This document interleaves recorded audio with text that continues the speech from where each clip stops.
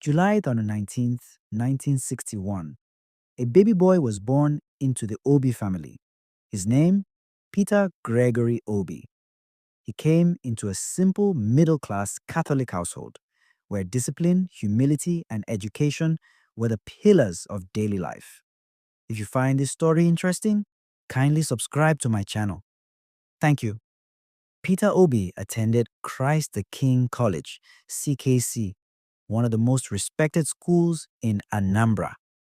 Even then, he wasn't the loudest in class, but he was often the most organized, neat notes, sharp memory, and a quiet sense of responsibility.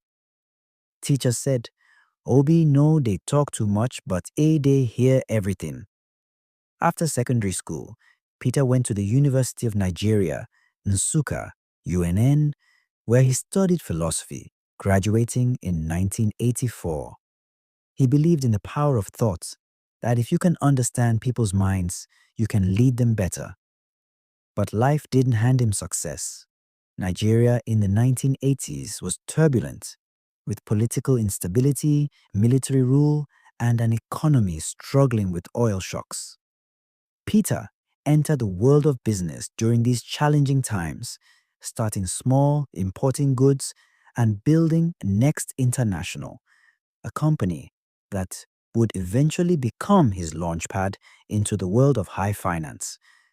Peter didn't just hustle, he studied globally. From Lagos Business School to Harvard, Oxford, London School of Economics, Kellogg, Cambridge, IMD Switzerland, and more. Wherever there was knowledge, Obi was ready to go. His circle grew. He joined bank boards, held leadership roles at Fidelity Bank, and sat on advisory panels for companies like Guardian Express Bank, Future View Securities, and Paymaster. But even in this success, Peter maintained simplicity. Same car, same shoes, same lifestyle. In the early 2000s, as Nigeria returned to democracy, Peter felt something was missing in politics: integrity. He joined the All Progressives Grand Alliance, APGA, in 2003 to contest for governor of Anambra State. That election was rigged in favor of a more powerful political opponent. Most people would have walked away, but Peter didn't.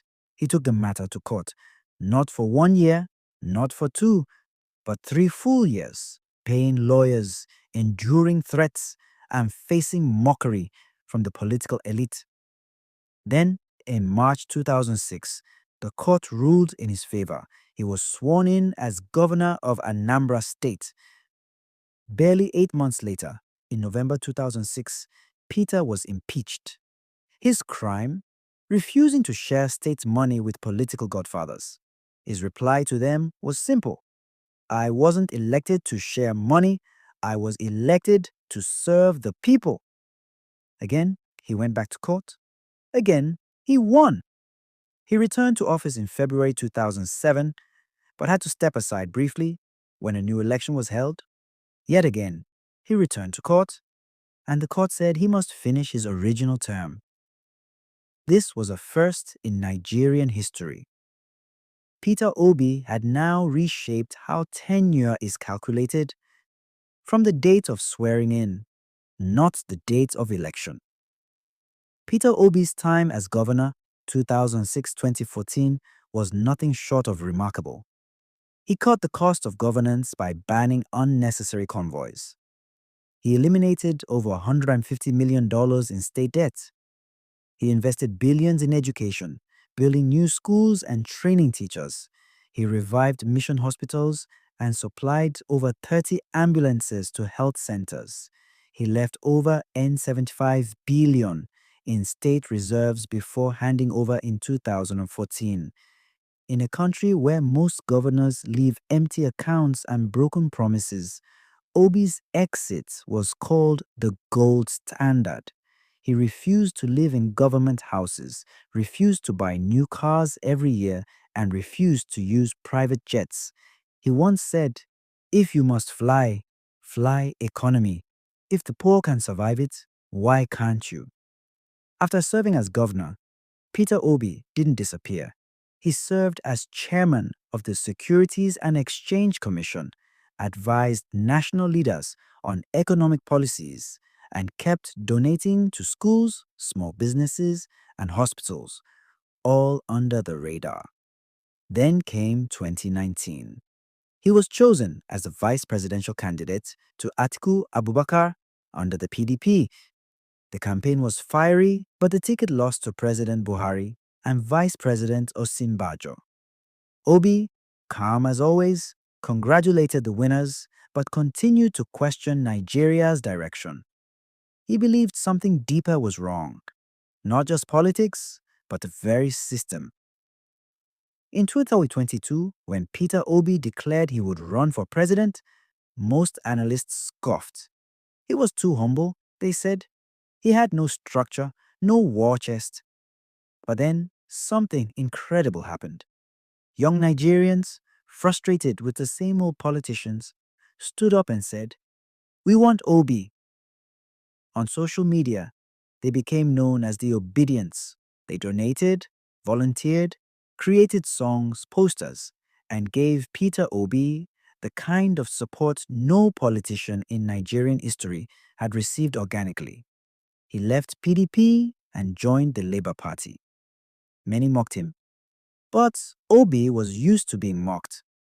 On February 25th, 2023, Peter Obi shocked the nation, coming third in the presidential election with over 6.1 million votes, defeating even sitting governors in their own states.